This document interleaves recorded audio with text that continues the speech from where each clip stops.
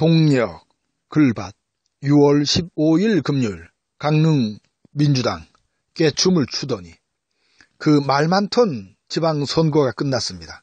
그게 마음이 흔들렸던 선거날을 하루쯤 보낸 후에 강릉 선거의 결과를 다루는 것이 더 좋을 것으로 여겨 그렇게 마음을 먹고 이렇게 글밭을 읽읍니다.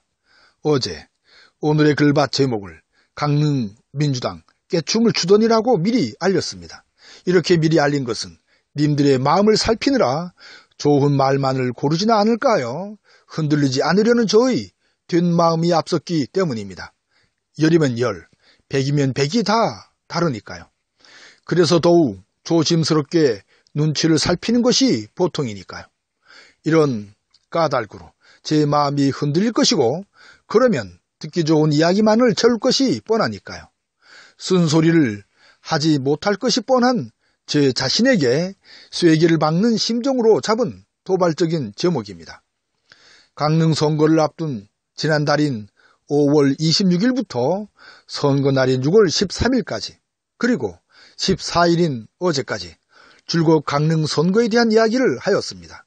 6월 4일 양승태에게 내려야 할 엄벌, 6월 12일 조미 정상회담은 이라는 두 편의 글밭을 빼놓고는요. 그래서 그 글들을 다시금 훑어보았습니다. 6.13 강릉 선거단상이라는 첫 번째 글밭에 오늘의 결과가 고스란히 담겨져 있습니다.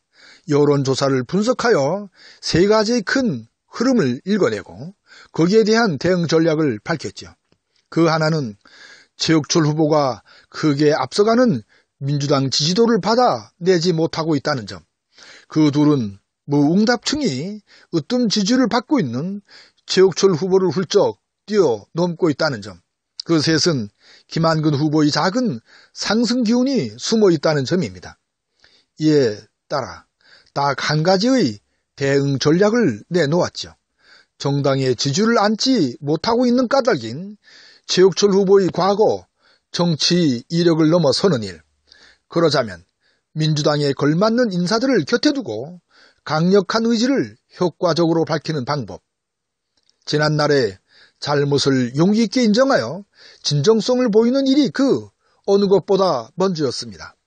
그리고 무소속에 대한 뜻밖에도 간단한 대응 전략도 곁들였죠. 하지만 강릉 민주당과 후보는 이를 외면했습니다. 중앙 정치판의 큰 흐름에 휩쓸려 이곳 강릉의 정치판을 제대로 읽어내지 못했습니다. 그야말로 깨춤을 춘 것이죠. 강릉 민주당에 그리고 최욱철 후보 곁에 사람이 없음을 직감했습니다.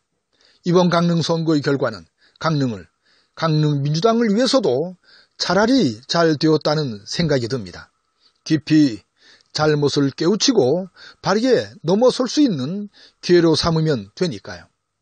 전체를 그르치지 않으면서 책임을 물을 수 있는 기회를 잡은 셈이기 때문입니다. 이참에 사실은 정치의 기본도 모르는 님들이 대부분이었음을 고백합니다.